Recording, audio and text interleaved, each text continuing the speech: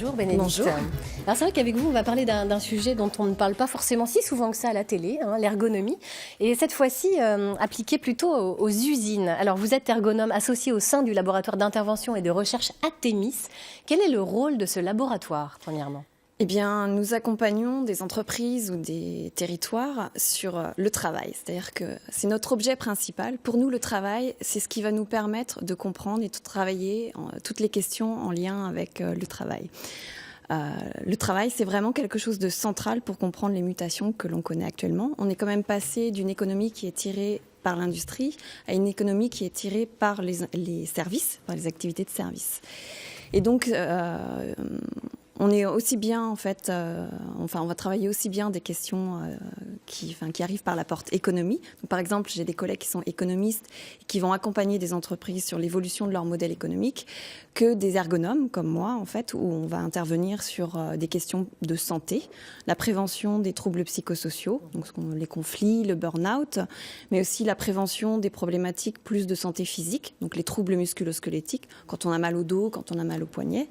Mais je travaille aussi sur des demandes en lien avec la conception d'espaces de travail, la conception de postes ou de lignes de production, par exemple. Alors, est-ce que vous avez des exemples très concrets à nous donner, des choses que vous avez traitées, justement des cas pratiques en Bretagne? Donc, par exemple, en ce moment, j'accompagne une entreprise, une petite usine en fait agroalimentaire qui fabrique des pâtes bio, des pâtes feuilletées, des pâtes brisées, et ils veulent travailler sur la prévention des troubles musculo-squelettiques.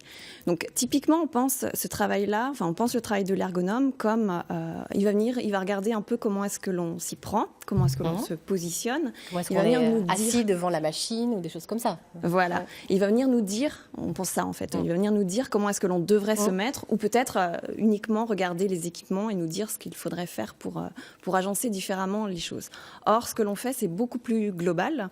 Donc, par exemple, l'autre jour, j'observais une personne sur une ligne de production. Cette salariée, je la vois plutôt courbée en fait sur le poste. Voilà, ça pourrait être la hauteur. Je me dis, effectivement, ça pourrait être ça. Et finalement, elle remplaçait quelqu'un. La personne reprend son poste, la personne habituelle, et lui, il est plus grand. Donc, logiquement, plus grand, il devrait être plus courbé. Et je le vois. Ça se sent, il est bien à son poste, droit. Voilà. Je discute, parce que ça, c'est très important. On fait des observations, mais on passe beaucoup de temps à échanger, à discuter avec les personnes. Je discute avec cette salariée, et elle m'explique qu'elle est en attente de commandes de la part de ses clients. Et en fait, elles ne sont pas encore tombées, ces commandes. Elle a aussi un client qui, en revanche, a passé commande, et il a demandé beaucoup plus de produits que ce qu'il demande habituellement. Donc, elle va devoir réagencer sa programmation.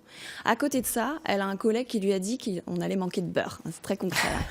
On allait manquer de beurre et ça l'étonne parce qu'en fait, elle a passé commande la semaine dernière et normalement, on ne devrait pas manquer. Donc, elle va devoir se déplacer pour aller voir ça. Et en plus, elle doit continuer à remplacer ses collègues. Donc, moi, ce que je comprends... C'est Shiva, votre salarié. Exactement. Mais le travail, c'est ça maintenant, Mais oui, le travail aujourd'hui. Ce que je comprends, c'est qu'elle fait face à tout un ensemble de paramètres dans son travail. C'est complexe et on ne peut pas tenir 100% de tous les enjeux. Elle doit respecter des enjeux de réactivité. Les clients lui demandent de livrer dans des délais. Elle doit respecter des enjeux de qualité. Les pâtes, il faut qu'elles soient bonnes. Enfin, il y a des critères, voilà. Elle doit respecter des normes aussi, des normes d'hygiène, des normes de qualité, des normes de sécurité. Et on ne peut pas tenir, maintenant, dans le travail d'aujourd'hui, on ne peut pas tenir 100% de ces enjeux-là. Et ça amène les gens à se mobiliser dans son travail, à réfléchir, à faire preuve de beaucoup de réflexion. Ça les engage, en fait, subjectivement. C'est pour ça qu'on a besoin d'énormément échanger avec ces personnes-là. Parce qu'il y a tout un ensemble de tensions qui sont présentes dans le travail.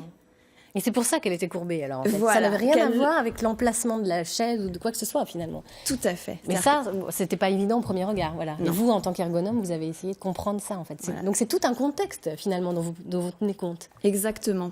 C'est exactement ça. C'est-à-dire qu'on cherche à comprendre au-delà de ce que l'on voit. Sinon, on voit que le mouvement. On ne voit pas du tout ce qui se passe dans l'activité des personnes. L'activité, c'est beaucoup plus global. C'est ça, c'est les clients, c'est les normes de sécurité, c'est tout un ensemble beaucoup plus complexe. Donc ça nécessite de certes regarder des aspects posturaux, matériels, mais surtout de creuser des questions organisationnelles, d'aller comprendre ce qui se passe dans l'organisation du travail. Ça va, je suis courbé, ça va. Typiquement, voilà, j'aurais besoin de discuter avec vous pour savoir votre d'accord, chose. ok. Voilà. Ok, bon. Mais là, bon, c'est un contexte Il un n'a peu... pas l'air si mal que ça, Laurent Chandemerle, ça va. Ouais. C'est un contexte un peu particulier, mais enfin voilà, cette personne-là, on voit bien à quel point elle était prise dans des tensions qu'elle incorpore dans son corps et qui potentiellement pourraient lui générer des maux de dos.